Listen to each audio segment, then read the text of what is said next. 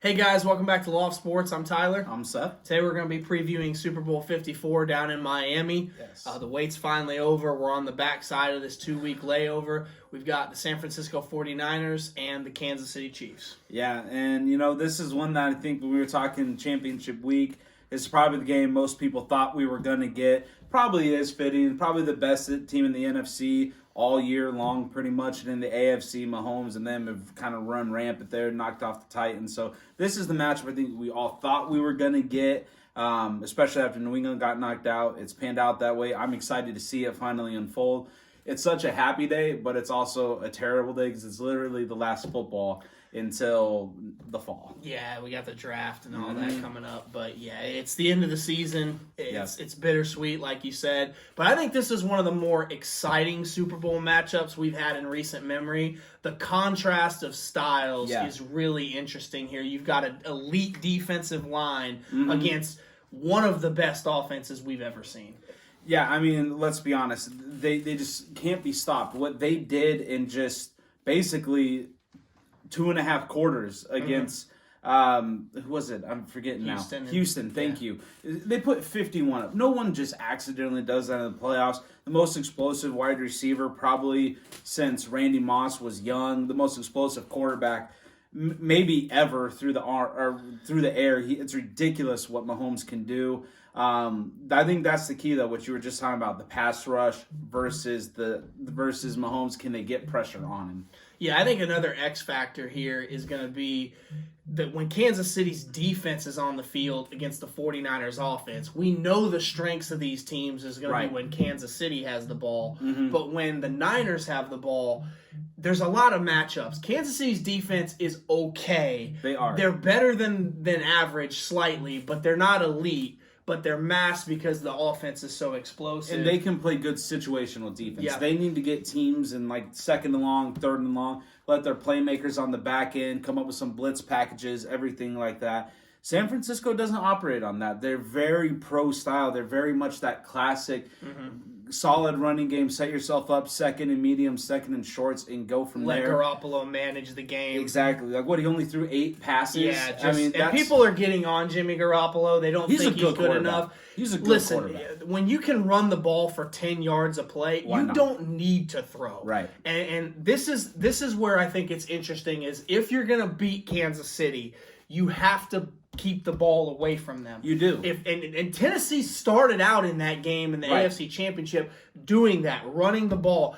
Kansas City only had the ball 3 times in the first half. Now, they scored every time they had the ball, but when you can limit the time Mahomes is on the field, that's an advantage. And when they can mix in 3 running backs and they can run the ball, move the ball, keep that offense off the field, you can play with the lead, and if you're ahead in the second half, you can kind of lean on that defense. Mahomes might get flustered, feel like he has to make it happen now. Yeah. Kansas City cannot afford to get behind double digits in this one. Kansas City or San Francisco? Kansas City, because they've been behind in the AFC Divisional and the AFC Championship by multiple scores. They did come back in both, though. They can. But this is a better defense. It's a better defense who relies on pass rush, and it's a different animal. A team who can really run the ball and take advantage of time of possession, everything like that. One thing that I think is worth talking about is this is the first time Mahomes has been on this stage at all, really. Jimmy G, now, no, he never really played, but how many Super Bowls and how many big playoff games was he at least a part of prep-wise, mindset-wise, everything like that with the Patriots? I mean, sure, say what you want. I know he didn't really do much, and does it really matter? I don't know. I think it's at least something we're talking about. He's at least been in the moments. He's been through the media. And you hear ex-players talk about all the time, the toughest part of your first Super Bowl is handling the media, especially at the quarterback position, which as a backup, you're still talking to media and everything like that. The media still cares about what you have to say, even if you are a backup quarterback. So I just wonder if that will somehow play effect. I think Jimmy G might be more ready from the start, but this game's going to be, I really think, be decided midway through the second quarter. I think whoever has the upper hand there is, I think, how it's going to play out the rest of the way. I think the second half is going to be not so back and forth. I think it's going to end up being like a status quo second half.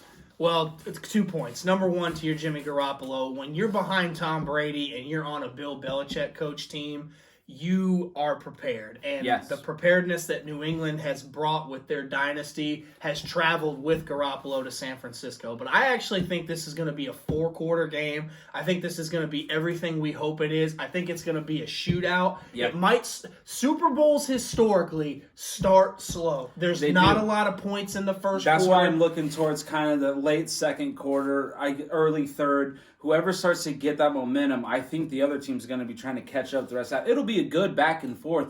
I just think that will determine the style of game we're going to get is more of what I meant. Who wins?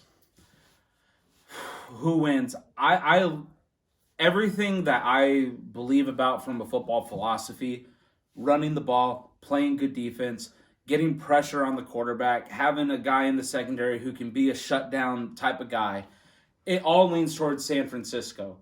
I don't want San Francisco to win from a personal standpoint because I really like Mahomes, and I think it'd be great if Kansas City and Andy Reid got one. They're who I'm going for, but I do think San Francisco's the team that is better equipped, and this is a better matchup for them than the Chiefs. I'm going to pick Kansas City. I've been back and forth on this one for a while, but there is just something special about Patrick Mahomes and Tyreek Hill. And I can't remember a Super Bowl where we've had two tight ends of this caliber either with George Kittle and Travis Kelce.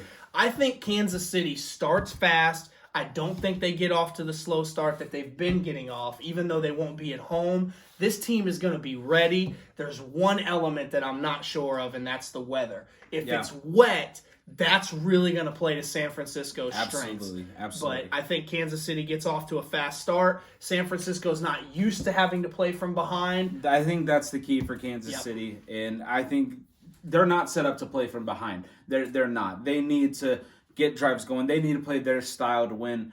They're not as explosive as Kansas City. Kansas City's explosiveness can almost adapt to any game style. San Francisco needs to win this game a certain way. What's your score? I think it's going to be probably a little higher scoring than people think. I'm going to say a score of 38-34. I'm going to say 41-38. I think it's an all-timer. We'll see how it turns out. Thank you guys so much. This is Loft Sports signing off.